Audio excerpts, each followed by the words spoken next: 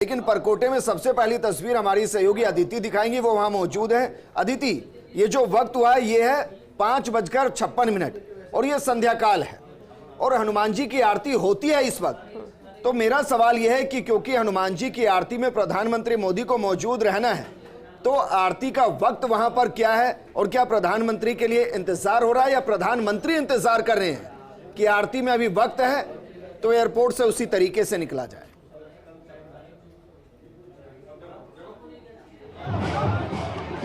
देखिए, बिल्कुल मैं आपको बता दूं कि आरती में अभी कुछ वक्त है, लेकिन पूरी तैयारी हो चुकी है। और भले ही वो एयरपोर्ट से निकले नहीं हैं और उनको एयरपोर्ट से यहाँ तक आने का केवल 10 मिनट से का सफ़र तय करना होगा, 10 मिनट ही लगेंगे, लेकिन जिस तरीके से यहाँ पर जय सिया राम के नारे लगने शुरू हो गए, विजेंद्र, शायद आपकी और मेरी बातचीत यहाँ सुन ली गई थी, जय सिया राम के नारे यहाँ पर लगने शुरू हो गए हैं। इसके अलावा जो लोगों में उत्साह है, मैं 1.5 घंटे 2 घंटे से यहाँ पर हूँ और 1.5-2 घंटे से लोग खड़े हैं और उतने ही उत्साह के साथ ढोल नगाड़े और बजने लग गए हैं। तमाम चीज़ें यहाँ पर नज़र आ रही हैं और इसके अलावा कई प्रत्याशी यहाँ पर हैं जो ट्रक में मौजूद रहने वाले हैं अलग से, क्योंकि इस पूरे परकोटे में जो ये 8 सीटें हैं वहाँ से ज़्यादातर प्रत्याशी यहाँ पर नज़र आ रहे हैं। इसके अलावा आपको बता दें, ढोल नगाड़ों की आवाज़ तेज़ हो चुकी है और क्योंकि वो आएंगे यहाँ पूजा करने वाले हैं तो उसकी पूरी तैयारी यहाँ पर शुरू हो चुकी है। कुछ देर पहले हमने जो उच्चारण था, जो तमाम जो भजन थे, जो श्लोक थे, उनको हमने आपको सुनाया था। यही वो जगह है जहाँ पर प्रधानमंत्री यहाँ से शुरू करने वाले हैं और पूरी तरीके से सिक्योरिटी के भी इंतजाम यहाँ पर और दुगने कर दिए गए हैं, क्योंकि एयरपोर्ट से इस तरह के जो इंडिकेशन आ चुका है, मैसेज आ चुका है कि वो रवाना होने वाले हैं। और वहीं यहाँ पर ढोल नगाड़े हैं, यहाँ पे तमाम कार्यकर्ता हैं और पूरा परकोटा, मुझे ऐसा लगता है, यहाँ पर नरेंद्र मोदी को देखने के लिए बाहर निकल कर आ चुका है। पूरा जयपुर जो है गुलाबी नगरी। अदिति, बिल्कुल, क्योंकि बहुत कई घंटे हो चुके जब आप वहां पर मौजूद हैं और उस वक्त से इस वक्त में तस्वीरें बहुत सारी बदली होंगी, उत्साह और ज्यादा चरम पर होगा, लोगों की भीड़ भी और ज्यादा बढ़ती जा रही होगी। लेकिन ये वो भी वक्त है जब सूरज अपनी गर्मी से फिर भगवा की तरफ जाता है। बिल्कुल, और जिस तरह से माहौल की बात करें तो गुलाबी नगरी तो कह सकते हैं आज भगवा नगरी नजर आ रही है और हर तरफ से भगवा रंग नजर आ रहा है और प्रधानमंत्री नरेंद्र मोदी के पहुंचने के बाद तो और भी तस्वीर भव्य होगी। लेकिन अदिति, व्यवस्थाओं की बात की जाए तो, क्योंकि ये हम जब भी यहाँ जाते हैं, इस जगह पर जाते हैं, पैर रखने की जगह नहीं होती, इतना मार्केट फुल होता है। बड़ी चुनौती थी कि यहाँ पर एक तो रोड शो करना, फिर इंतजाम वैसे करना। लेकिन अब क्योंकि 10 से 15 मिनट ही है जब यहाँ पहुंच जाएंगे प्रधानमंत्री नरेंद्र मोदी, सुरक्षा के लिहाज से क्या अभी और सख्ती होती हुई नजर आ रही है?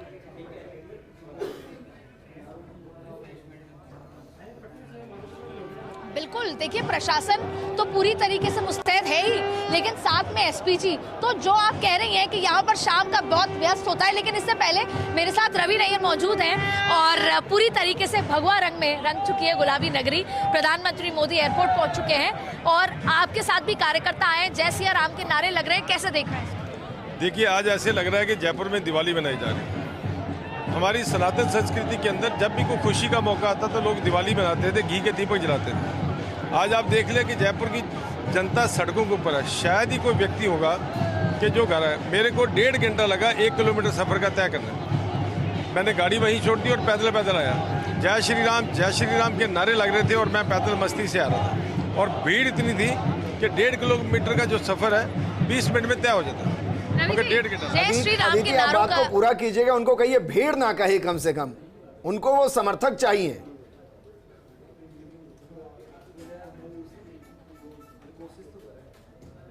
उनको समर्थक है, वो भीड़ नहीं है। वो भीड़ इस लिहाज से शायद आप कह रहे हैं कि वो नरेंद्र मोदी को देखने के लिए भीड़ जो उमड़ रही है, लेकिन समझना चाहेंगे हर वो सीट जहां पर कांग्रेस की तरफ से मुस्लिम प्रत्याशी है, वहां पर धर्म वाली बात है, वहां जय श्री राम की बात है। तो कहीं ना कहीं भारतीय जनता पार्टी पोलराइज करने की कोशिश कर रही है। आपकी सीट भी देखिए, जय श्री राम तो सदियों से नारा चला, 10,000 साल से नारा चला जय श्री राम। बाकी के धर्म तो कोई 1500 साल पुराना, को 2000, बाकी सारे आज से 2000 पहले तो सिर्फ जय श्री राम बोला करते थे।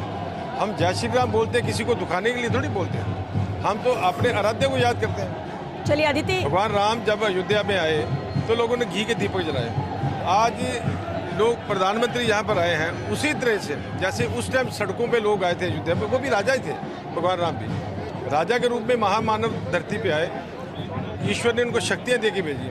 वैसे ही नरेंद्र मोदी को भगवान ने शक्तियां देके भेजी। चलिए अदिति, और शायद यही उम्मीद यहाँ के कैंडिडेट भी करते हैं कि नरेंद्र मोदी जब यहाँ आ रहे हैं, रोड शो करेंगे, तो वो उन कैंडिडेट्स के लिए भी शक्ति का ही काम करेंगे कि उनके समर्थक तो है ही, लेकिन वोटों के जरिए वो शक्तियां उन्हें मिल सके और जीत यहाँ पर दर्ज कर सके, क्योंकि चैलेंजिंग सीट ये हमेशा से बीजेपी के लिए रही है, जहां पर चुना गया है रोड शो करना प्रधानमंत्री नरेंद्र मोदी का। और कह सकते हैं असर तो होना यहाँ पर तय है, और जिस तरह से इंतजाम भी किया जा रहा है। अदिति, वापस आपका रुख करेंगे, पॉलिटिकल एडिटर योगेश शर्मा जी भी लगातार हमारे साथ बने हुए। योगेश जी, से पहले आप तस्वीरें भी दिखा रहे थे, भगवा साफा, कमल का फूल, और यही नजारा वहां पर नजर आ रहा है। अब क्योंकि जानकारी तो वहां तक भी पहुंच गई होगी कि पीएम मोदी पहुंच चुके हैं एयरपोर्ट, 10 से 15 मिनट में आ जाएंगे यहाँ पर।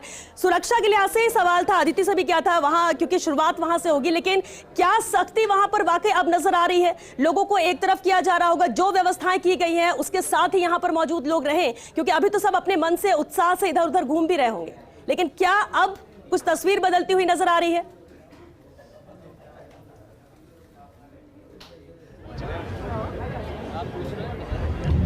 देखिए, सुरक्षा व्यवस्थाएं आज दिन भर से ही बहुत सख्त रही, लेकिन लोगों का जो नरेंद्र मोदी को देखने का कौतूहल है, लोगों को जो एक आकर्षण है नरेंद्र मोदी का, ये पूरा आगमन जयपुर की छोटी काशी में, और कहा जा सकता है वो घरों से बाहर खींच लाया है। और अब मोदी जी जयपुर पहुंच चुके हैं, सबसे बड़ी खबर अभी यही हमें मिल रही है, और अब थोड़ी देर में ही वो सांगानेरी गेट से अपनी रोड शो का आगाज़ करेंगे। पहला रोड शो, अब तक की जितनी राजनीतिक कवरेज मैंने देखी है, जयपुर के अंदर पहली बार कोई प्रधानमंत्री इस तरह अपना रोड शो कर रहा है। पूरा एक अलग माहौल, भगवामय माहौल, और अलग नारे जो गूंज रहे हैं, बीजेपी जिंदाबाद की बजाय नारे गूंज रहे हैं जय श्री राम, और कई इस तरह की नारों की गूंज भी हमें सुनाई दे रही है, जो ये विश्वास पैदा करती है कि जयपुर के अंदर चुनावी फिजा को बदला जाएगा। हमारे साथ बहुत सारे लोग हैं बड़ी संख्या में, और भगवा केसरिया साफे में आप भी हैं, क्या कहेंगे आप? सर, मैं ये कहना चाहूँगी कि जो ये माहौल बन रहा है इसकी बहुत ज़रूरत थी, और मोदी जी जो आ रहे हैं ना, वो ये देख लीजिए एक नई मतलब कि ऊर्जा के साथ में उनका हम वेलकम करना चाहते हैं। हमारे यहाँ पे इतना उत्साह है कि मोदी जी को देखने के लिए और उनका स्वागत करने के लिए। विजेंद्र जो बात कह रहे थे, और अभी रवि नैयर भी जो बात हम उनकी सुन रहे थे, हमारे साथ नरेश भी है, हम उनसे बात करें। नरेश, देखेंगे दीपक तो क्या सुरक्षा कारणों से शायद लोग नहीं जला पाए होंगे, लेकिन जयपुर में जो रात को जगमगाती जो रोशनी होती है इस परकोटे में, वो एक आकर्षण रहती है। पर्यटक यहाँ आते ही इसी को देखने, वो जल चुकी है। बिल्कुल, पहले इस तरह की प्लानिंग थी कि दिवाली की तरह ही जैसे दिए जला के स्वागत किया जाए, लेकिन सुरक्षा कारणों से ऐसा नहीं हो पाया। लेकिन इस गुलाबी नगरी में जो दूधिया रोशनी हम देख पा रहे हैं, चारों तरफ चार दीवारी इलाका है, जहाँ ये रोड शो होगा, वहाँ पे जो विशेष तरह की रोशनी हमेशा रहती है, इसको पर्यटक देखने आ रहे हैं, वो बिल्कुल एक अलग नज़ारा यहाँ पे देखने को मिल रहा है। तो वो रोशनी यहाँ पे हो चुकी है। हम कैमरा साथी को भी कहेंगे एक बार रोशनी भी दिखाएं, यहाँ लोग जो आए हैं उनको भी दिखाएं किस तरह से हवा महल की तरफ, और ये पूरा आप थोड़ी देर में ईसलाट भी दिख सकता है आपको यहाँ से, और हवा महल और ये जो चांदी की टकसाल की तरफ जो रास्ता जा रहा है वहाँ पर आप देख सकते हैं पूरा, और पूरा ये बड़ी चौपड़ इस वक्त रोशनी में लाया हुआ है। एक अलग तरह का पीछे बाई जी का मंदिर है, जो यहाँ का प्रसिद्ध मंदिर है जयपुर शहर का। तो ये कहा जा सकता है श्वेता कि अपने आप में ये चुनावी रोड शो है, लेकिन इसका अर्थ ये लगाया जा सकता है कि इसका असर पूरे जयपुर की सीटों पर पड़ सकता है। जिस तरह से लोग यहाँ जुटे हैं, हम वो बात नहीं कहेंगे कि जिसके कारण कई चुनाव परिणाम प्रभावित हो, लेकिन कांग्रेस पार्टी को डैमेज कंट्रोल करने की आवश्यकता पड़ेगी नरेंद्र मोदी की इस रोड शो के बाद, क्योंकि ये वही क्षेत्र है जहां बीते चुनाव में कांग्रेस ने स्वीप किया था, चाहे आदर्श नगर हो, चाहे हवा महल हो, चाहे किशनपुर की सीट हो, और चाहे सिविल लाइन की सीट हो। चारों सीटें जो जयपुर हेरिटेज की है वो कांग्रेस पार्टी के खाते में गई थी। तो जयपुर के लोग भी सख्ते में आ गए थे कि कांग्रेस का एकदम से जो यहाँ प्रादुर्भाव हुआ। लेकिन ये सच है कि राजनीतिक और चुनावी कारण बहुत अलग तरह के होते हैं, जिनको समझने की जरूरत होती है। और यही कारण है कि नरेंद्र मोदी को राजधानी जयपुर में ये रोड शो करना पड़ रहा है, इसीलिए वो जयपुर आए हैं। एक सवाल इस टाइमिंग के बारे में जरा बताइए। 21 तारीख की पूर्व संध्या पर ये रोड शो निकाला जा रहा है, कल के बाद कोई प्रचार नहीं होगा, डोर टू डोर कैंपेन होगा, तो क्या रणनीति के तहत आज की तारीख को इसलिए चुना गया ताकि कांग्रेस के पास ये ऑप्शन बिल्कुल कम हो कि इसको काउंटर कैसे करना है।